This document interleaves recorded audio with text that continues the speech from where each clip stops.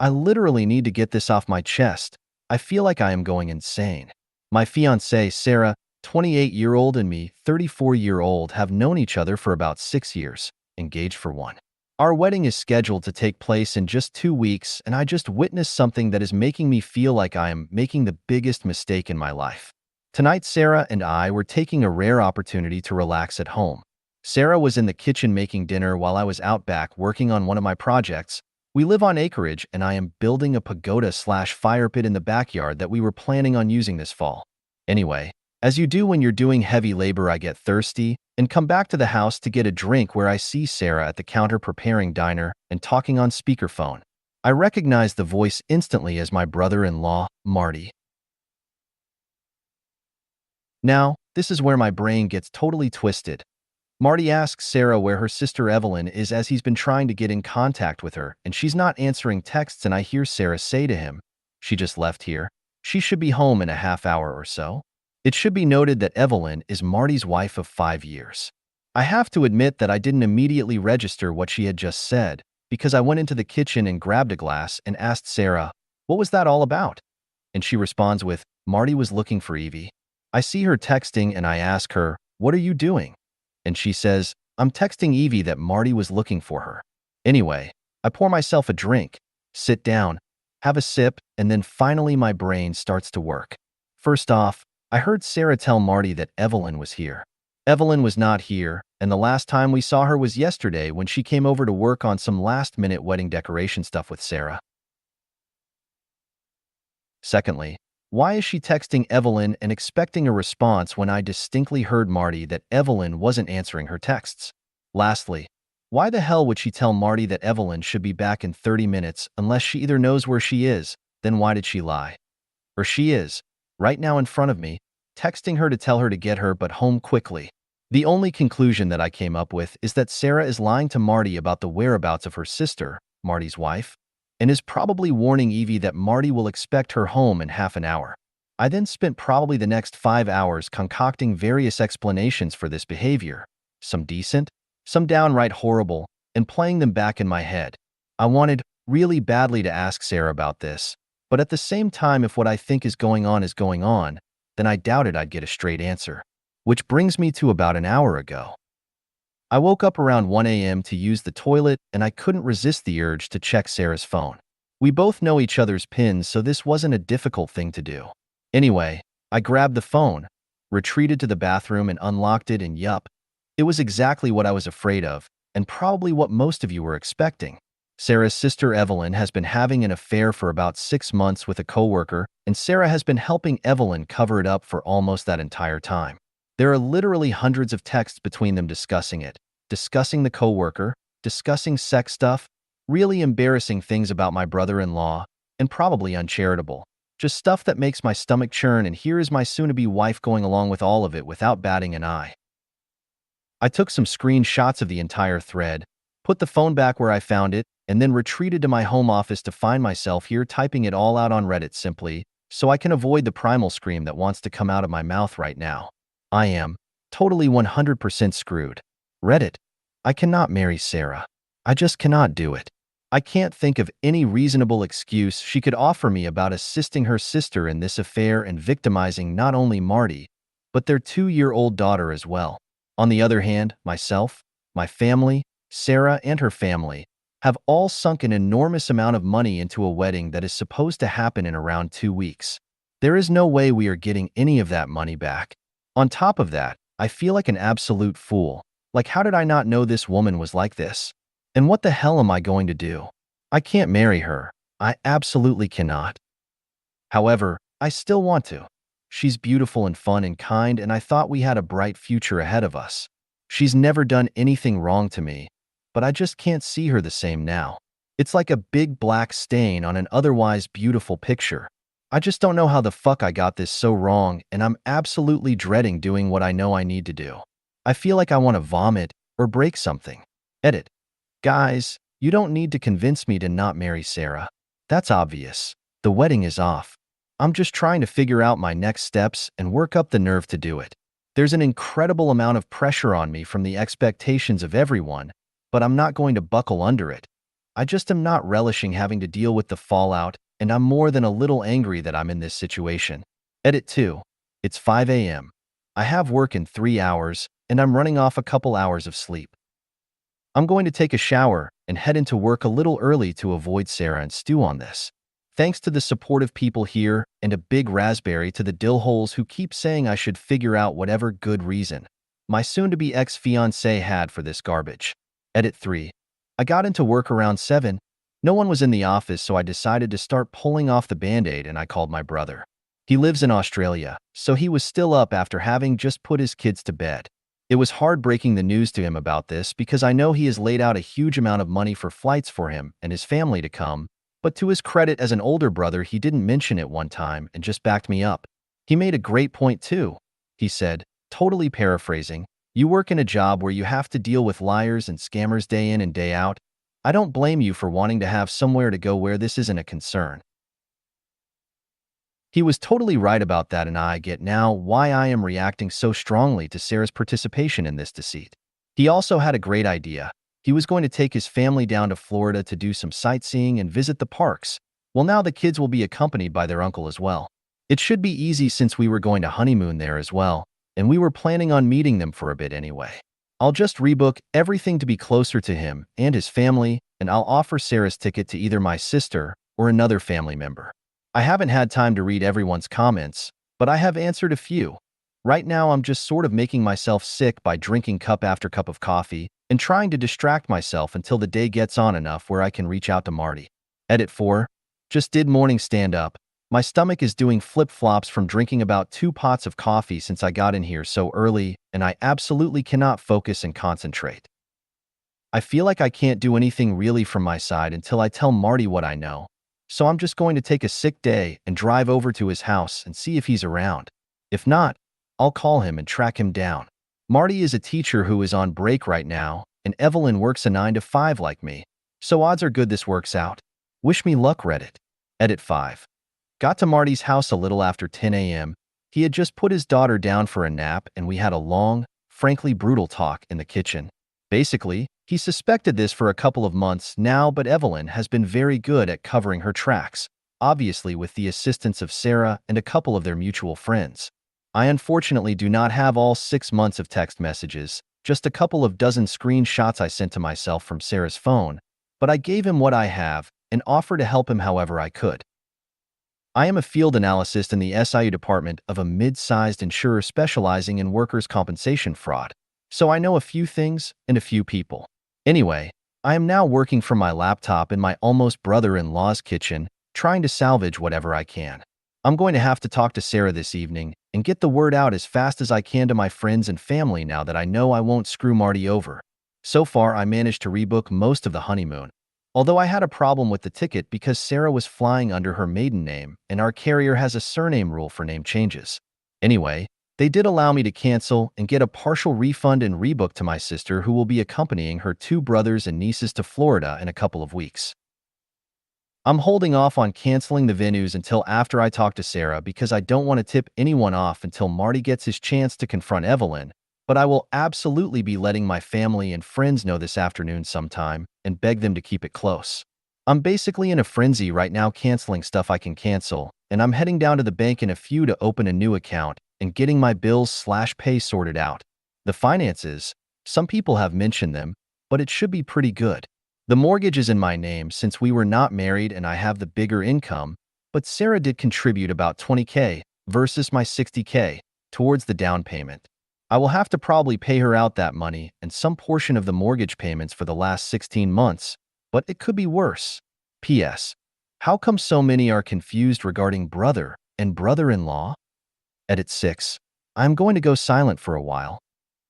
This post has already been circulating around TikTok and has gone way beyond what I thought it ever would when I was freaking out in the middle of the night. First off, I want to say something here. I do not hate Sarah. I don't approve of what she did. I frankly find it repulsive, and I'm shocked by uncovering how two-faced she can be and how she treats people, but I don't hate her. I am just incredibly sad about everything, and the "I'm screwed" part of my post is really the short time frame I have to work under. Basically, our relationship is in a state where I cannot get married to her, but we're supposed to get married in 2 weeks. Maybe if we had 2 months, or better yet, a year or so to work through this, my approach might be vastly different. But I don't have that luxury. I have to move now. There's just no way I can enter into marriage with the state our relationship is in now, so I'm not going to. End of discussion, guys. Anyway, I will report back later tonight with how everything today went. Hopefully, it will be less traumatic than I'm anticipating. Edit 7. I have no idea how long a Reddit post can be, as I've never written such a long one before in my life. So I hope that this goes through. It's about 8:30 p.m. right now, and I'm writing this from my buddy's house. His name is Mark, and a former coworker of mine that is also in the same field of work. As I mentioned in a previous update, I work as a field analyst in the SIU department of a decent-sized insurance carrier. For people who don't know what that is, I'm basically a private detective. My job is to investigate what we think might be fraudulent claims in regards to workers' compensation. Anyway, as I kind of hinted at, Marty asked for my help in finding out who the other guy was that Evelyn was cheating on him with. All we had to go on was a name. Let's call him Jake. The first thing I did was not some major amount of sleuthing. It was basically just going through LinkedIn trying to find the guy through Evelyn's connections, but that brought up nothing, which I thought was strange. Marty had told me that Evelyn was supposed to go out for drinks tonight after work, and that she said she wouldn't be home until around 9 or 10. He didn't have to tell me what he suspected since I pretty much understood right away. I told him that I would help him, but he needed to come with me. I then contacted my buddy Mark, explained the situation to him, and had him agree to meet us later in the day. The first thing we did was drive over to Marty's parents' house so that they could watch their granddaughter. I don't know what Marty told them as I waited in the car. After that, we went to Evelyn's place of work. It's one of those large commercial strip mall-type centers with all of these nondescript offices in a row and a large, non-gated car park. We drove around until we found Evelyn's car, and then I had Marty unlock it with the second set of keys. I then gave Marty a voice-activated recorder and a GPS tracker to place in the car. Once done with that, we left, parked a bit down the street, and waited for my friend to arrive, and for Evelyn to leave the business. Mark shows up about 20 minutes later, hops in the car with us, and around an hour after that, Evelyn comes out of her office with two of her girlfriends and a tall, younger-looking man with sandy blonde hair. They are obviously holding hands, and I'm like, damn, Evelyn, you're making it easy for me. I take a couple of pictures from the car and then wait for Evelyn to leave in hers, and I start tracking her. At first I thought she might go right to a hotel or something, but she didn't. Instead, she drove to a reasonably nice bar and grill in a nice section of town and parked on the street. I drove by her as she was getting out of her car and entering the establishment, and then found my own parking spot and went over the plan. First, we sent Mark in, since no one knew him. He had basically two jobs. First, try to get any compromising pictures he could of Evelyn and Jake, and second, to be my alibi. Marty and I waited in the car for around 20 minutes until I got the first in the series of text messages from Mark. They were pictures of Evelyn and Jake making out in front of their two female co-workers. Marty's suspicions right, they were helping Evelyn hide the affair from him. He was obviously very upset and angry. Evidently, one of the co-workers is married, and as a couple they are good friends with Marty and Evelyn, both of them having toddlers around the same age. I ask Marty if that's enough for him, but he says he still really wants to know who this guy is. I try to tell him that we can find out later, but he's practically begging me at this point. So I tell him to wait, text Mark that I'm coming in, and then enter the bar myself. First thing I see is Evelyn and her crew laughing and drinking at one of those tall round tables near the front window as I enter. I stop for a moment, pretend to be surprised, and then call out to Evelyn. Evelyn, what are you doing here? She's obviously shocked to see me, and everyone around her tenses up immediately. Evelyn quickly introduces me as her sister's fiancé and says that we are getting married in 2 weeks. There are a lot of congratulations from everyone. I thank them and then stick out my hand to the blonde guy and introduce myself with my full name, hoping that he'll respond in kind. He does, and I'm a bit taken aback. He's not named Jake. I introduce myself to everyone else and then tell Evelyn that I'm here to meet a co-worker. I wave to Mark and then excuse myself. Once I get over to Mark, I tell him the guy's name, and we both whip out our phones and go to work. It doesn't take long for us to find him. He's got social media profiles and a couple of court case judgments against him. Everything sort of falls into place when we find out that Jake is his middle name. At this point, I'm basically just grateful that Evelyn isn't cheating on Marty with two different coworkers. Turns out that Jake is 26, married, and has a 1-year-old daughter. This just keeps getting better. Worse? Anyway, I text Marty the guy's name, and I decide I want to push my luck and tell him to wait a few more minutes. Basically, I'm playing babysitter here at the bar. I'm totally visible to Evelyn and her crew. I can see out of the corner of my eye that no one is particularly happy about this, and my presence is really ruining the night. This is good. I let this go on for about 10 minutes and then tell Marty to text Evelyn that he's spending the night at his parents' house with their daughter. It doesn't take long after that until I catch Evelyn taking out her phone, showing it to Jake, and then everyone deciding to pack up. Evelyn comes over to me, says goodnight, and asks me if Sarah and I want to come over for dinner this weekend. I smile and say that sounds like a great idea and wish her and her coworkers a good night.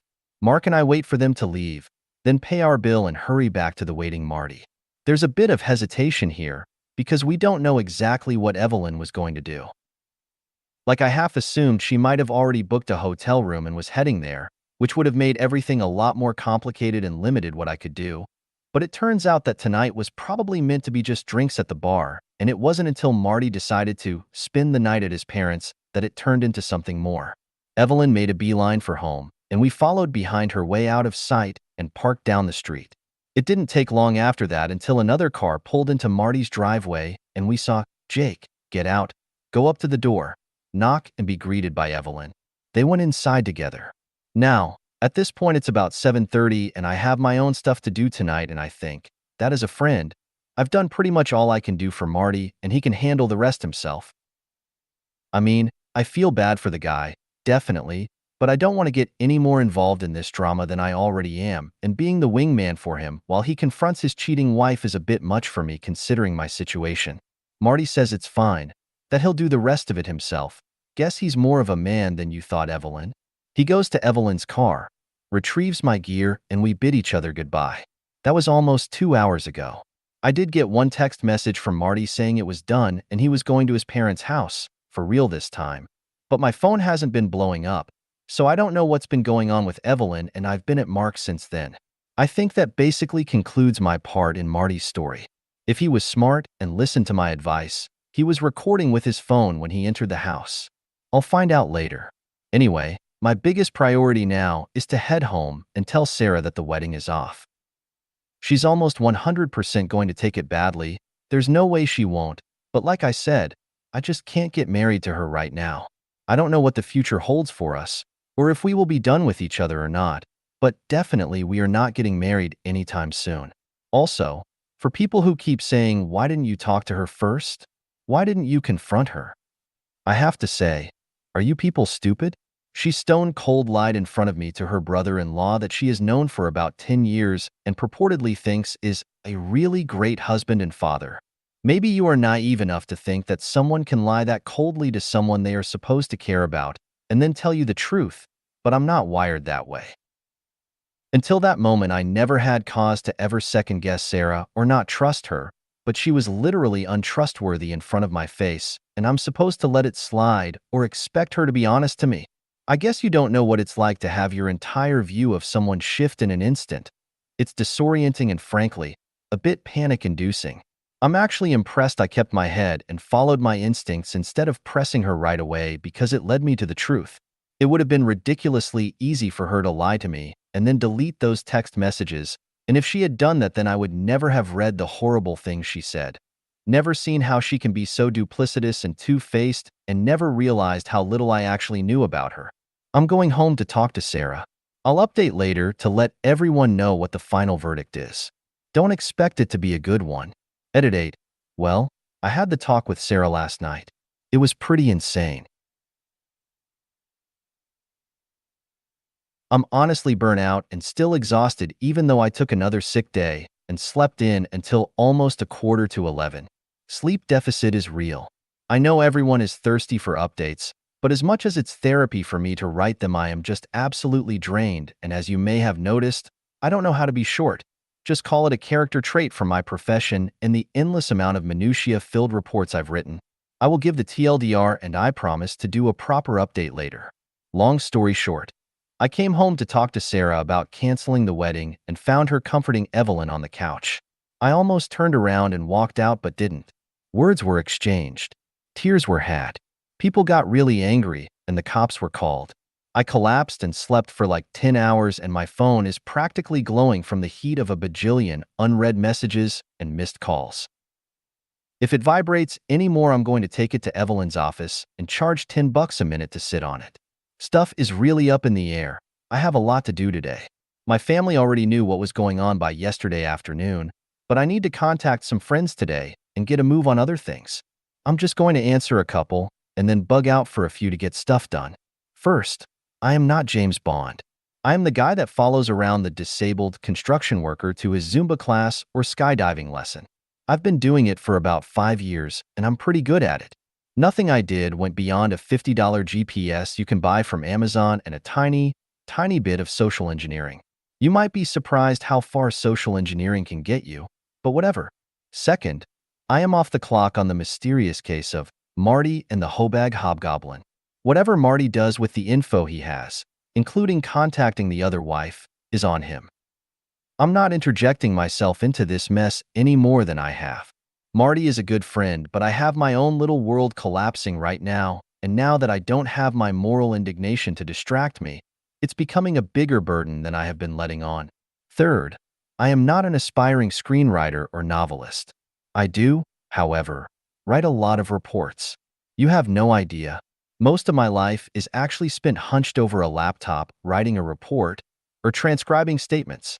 For every hour I spend doing fieldwork, I probably spend 10 doing paperwork or research.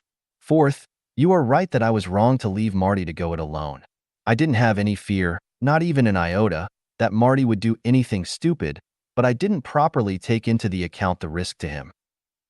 That's a personal failing of mine. It's not that I don't care. I just tend to estimate that other people handle things like I do, and hence, Marty was doing something that I would do, so I didn't question it like I should have.